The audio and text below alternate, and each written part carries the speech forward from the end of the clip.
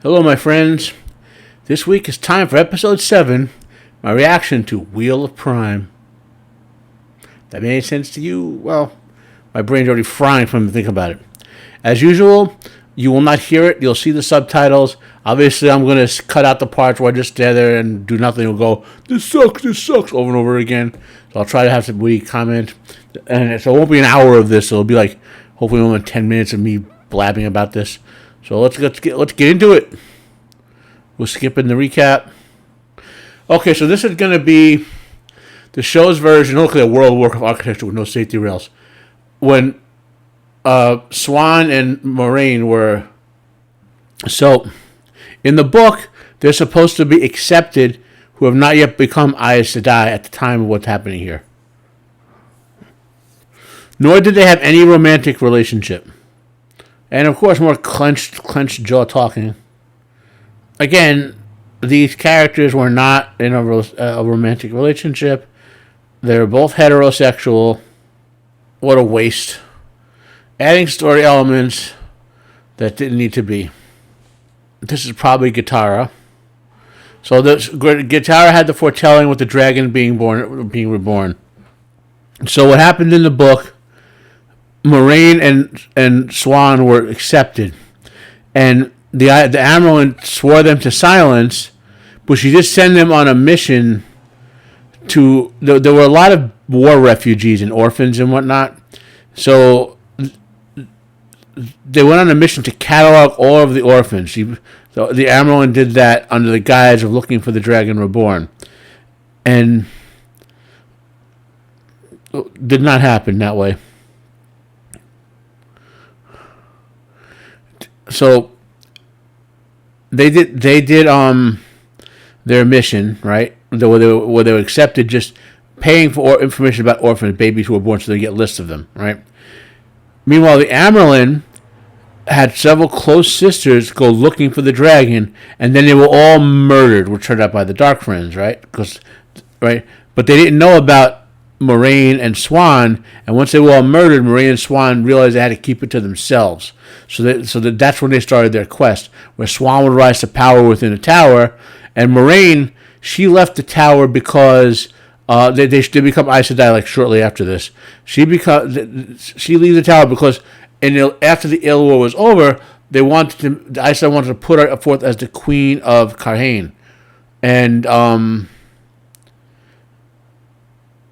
she didn't want that because of the quest, so she left to go to be the one in the field, so to speak. So that was the whole mystery between Swan and Moraine, was the show is bungled, which is stupid. Because in the book, they were working together, one inside the tower with control and the power, and the other one outside. So this is going to be a bad version. This is a very bad version. Oh, so she's even baser born than you, so she's lower on the rank of scum. Oh, what moron is... So, in the book, Lan had been training Rand for the whole first book when he was with him. So they're intermixing, like when Lan at the beginning of the second book was teaching Rand how to use his soldier training, which Lan is the one who taught him the sword forms. Why is the heron on the sheath and not on the handle? Why is his pants so high? So she clearly she traveled to get him there. Active plot gets Matt to where he needs to be. Be careful, those damn I might hear the sounds of channelers walking.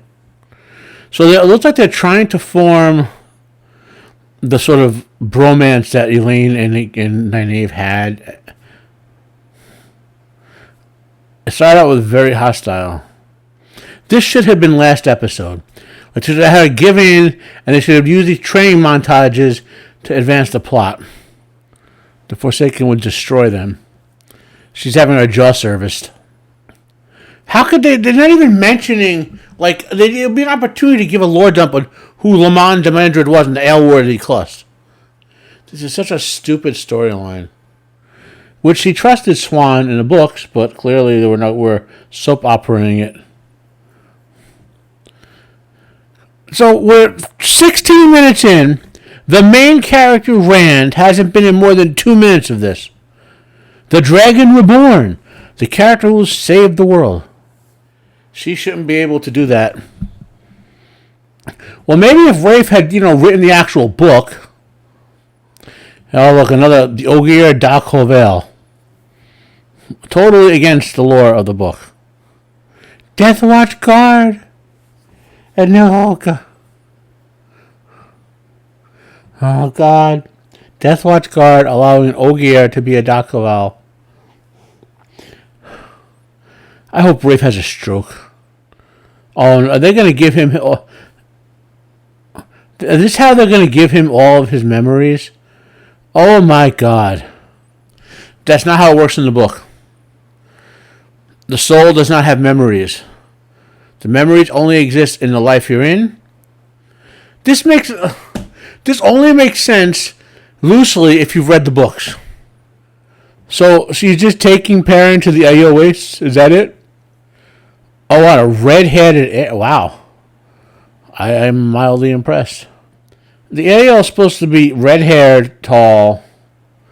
Are they all going to be red-haired except for Avienda? Is that what we're going to do now? Somehow Avienda is going to be the ghetto Aiel. Is that the way they're going to do this? 2 red hairs. I honestly wouldn't care so much about the color of her skin if Avienda had the right hair color. Pointless scene. Completely pointless scene. My parent just walks into the Aiel Waste. Like taking an hour to get from Falmy to wherever he was to the Aiel Waste. Is that like does he have his magic conveyor belt? At least I'll say this much. The pacing is much better in this episode. There's a compliment. The pacing is much better. So now Matt's dad's a murderer.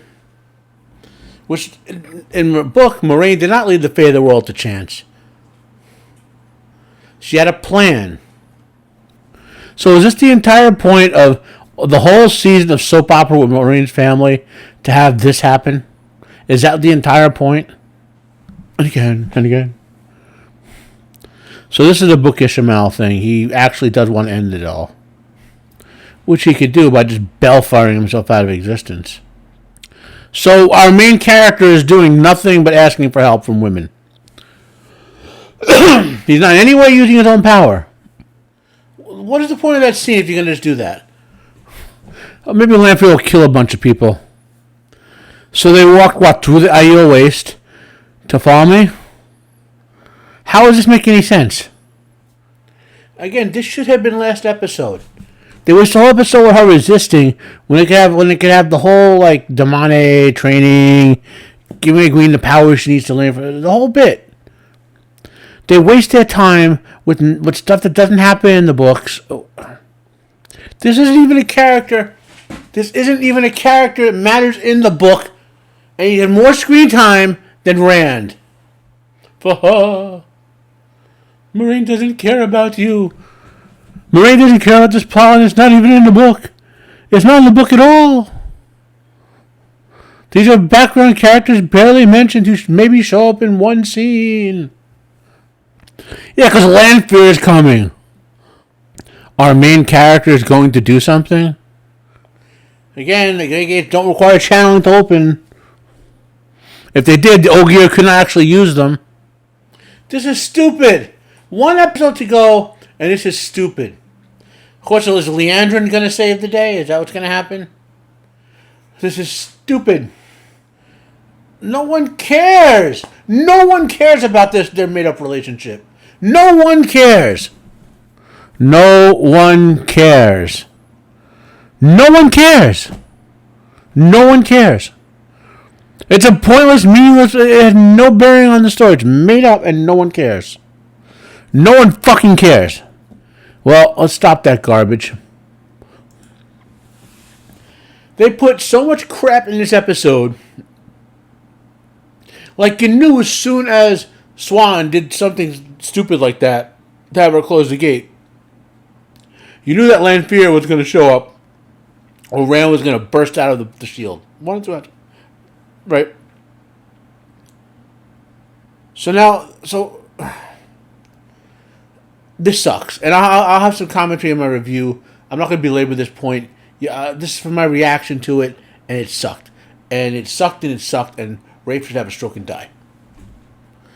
My name is Matt. This has been Unbearable 73. Have a nice day. If you can, after watching even part of this episode, it's tough. I know. Sure. Type any questions down below. Like if you like. Thank you. Bye bye.